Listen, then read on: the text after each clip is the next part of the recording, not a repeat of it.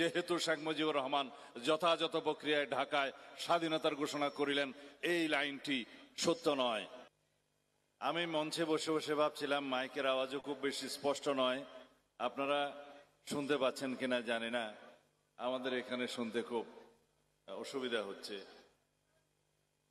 আমরা একটা সম্পর্ক স্থাপন করি, কোরিলেট করি ইতিহাসের মধ্যে।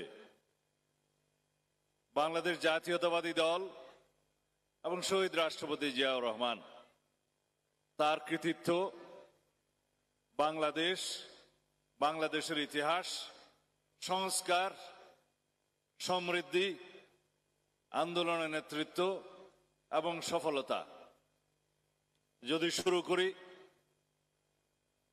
1971 সালে বাংলাদেশের স্বাধীনতার ঘোষণা, বাংলাদেশের বীজ বপন করেছিলেন শহীদ রাষ্ট্রপতি জিয়াউর রহমান, তৎকালীন মেজর জিয়া। তার একনিষ্ঠ সহচর সঙ্গী তৎকালীন ক্যাপ্টেন অলি আহমদ, বর্তমান ডক্টর কর্নেল অলি আহমদ বীর বিক্রম আজকে মঞ্চে উপবিষ্ট। যারা 26 তারিখে বাংলাদেশের স্বাধীনতা দিবস উপলক্ষে অনেক রকম বক্তব্য দেন, আমরা ইদানিং বিশ্লেষণমূলক বক্তব্য দেই যে 25 তারিখের মার্চের 12টার পরে, রাত 12টার পরে 26 তারিখের প্রথম প্রহরে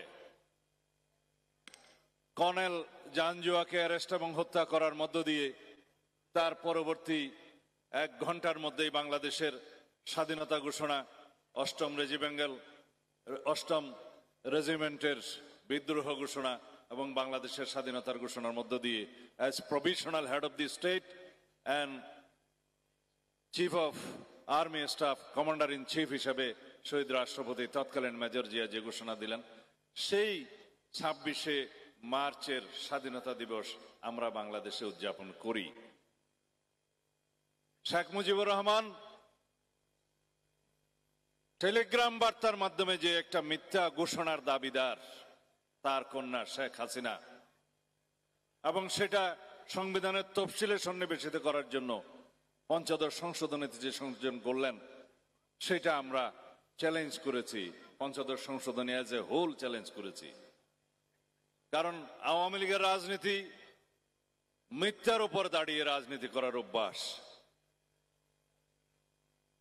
সেজন্য আমি একটা ইতিহাসের পুনরাবৃত্তি এখানে করতে চাই যে 1971 সালের 10 এপ্রিল স্বাধীনতার ঘোষণাপত্র যেটা রচিত হয়েছে, পরবর্তীতে 17 এপ্রিল যেটা মেহেরপুরের আম্রকাননে, পরবর্তীতে মুজিবনগরে যেটা সরকার গঠনের মধ্য দিয়ে বাস্তবায়িত হয়েছে, তার মধ্যে প্রথম পৃষ্ঠায় শেষের প্যারাগ্রাফের আগের প্যারাগ্রাফ, যেহেতু শেখ মুজিবুর রহমান যথাযথ প্রক্রিয়ায় ঢাকায় স্বাধীনতার ঘোষণা করিলেন, এই লাইনটি সত্য নয়।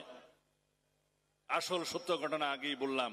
সুতরাং 1972-এ যারা সংবিধান প্রণয়ন করেছেন এবং যারা তফসিলে জেনে শুনে স্বাধীনতার ঘোষণাপত্র সংযুক্ত করেন নাই, তারা ভালো জানেন কেন করেন নাই। যাই হোক, আমি কোরিলেট করতে চাই এইভাবে। 1971 যেমন শহীদ রাষ্ট্রপতি জিয়াউর রহমানের, 1975 সালের 7ই নভেম্বর বাংলাদেশের অরক্ষিত স্বাধীনতাকে রক্ষা করে এই দেশের স্বাধীনতা সার্বভৌমত্বকে অস্তিত্ব দিয়ে বাংলাদেশের অস্তিত্বকে টিকিয়ে রাখার কৃতিত্ব শহীদ রাষ্ট্রপতি জিয়াউর রহমানের। সেদিন বাংলাদেশের প্রকৃত সংস্কার শুরু। এখন যে সংস্কারের কথা আমরা বলছি, আমাকে দেখলেই লোকে সংস্কার বলে, আমি বলছি সেই সংস্কারের শুরু হচ্ছে 1975 সালের 7ই নভেম্বর থেকে। বাংলাদেশের স্বাধীনতাকে রক্ষা, বাংলাদেশের অগ্রগতির জন্য সংস্কারের শুরু হচ্ছে, সেই বীজ বপন হয়েছে 7ই নভেম্বরে। 1979 সালে পঞ্চম সংশোধনের মধ্য দিয়ে বাংলাদেশে বাকশালকে বিলুপ্ত করে যে বহুদলীয় গণতন্ত্রের প্রবর্তন করা হয়, বিচার বিভাগের স্বাধীনতাকে পুনরায় নিয়ে আসা হয়, সুপ্রিম জুডিশিয়াল কাউন্সিল স্থাপন করা হয়। যে রাষ্ট্রপতির হাতে ক্ষমতা ছিল যে কোনো বিচারককে বরখাস্ত করার, বাদ দেওয়ার, বিচারক নিয়োগ করার, ম্যাজিস্ট্রেট এবং জজদেরকে নিয়োগ করার একচ্ছত্র ক্ষমতা, সেই ক্ষমতা আর থাকলো না। বিচার ব্যবস্থার স্বাধীনতা নিশ্চিত করা হলো এবং বিচারকদের স্বাধীনতা নিশ্চিত করা হলো। সুপ্রিম জুডিশিয়াল কাউন্সিল আজ পর্যন্ত বহাল আছে।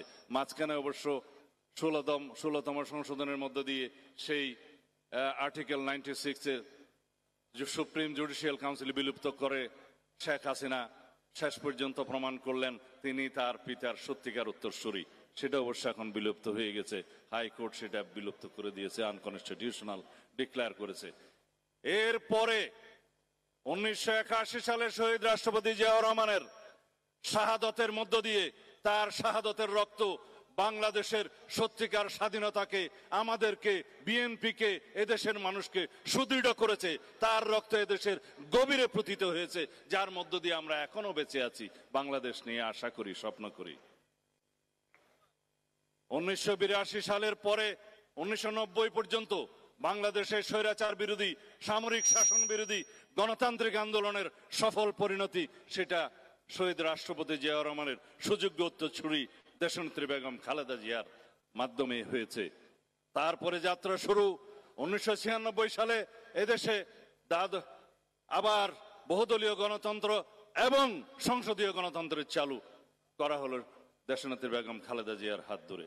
এইভাবে বাংলাদেশের যত সংস্কার হয়েছে তার সমস্ত সংস্কার, তার সমস্ত গণতান্ত্রিক সংস্কার, সাংবিধানিক সংস্কার, দেশের সমৃদ্ধি, উন্নয়ন, এগুলো বিএনপি, শহীদ রাষ্ট্রপতি জিয়াউর রহমান, দেশনেত্রী বেগম খালেদা জিয়া এবং সর্বশেষ বাংলাদেশের ফ্যাসিস্ট বিদায়ের যে আন্দোলন, সেই আন্দোলনের সফলতা জনাব তারেক রহমানের হাত দিয়ে হয়েছে।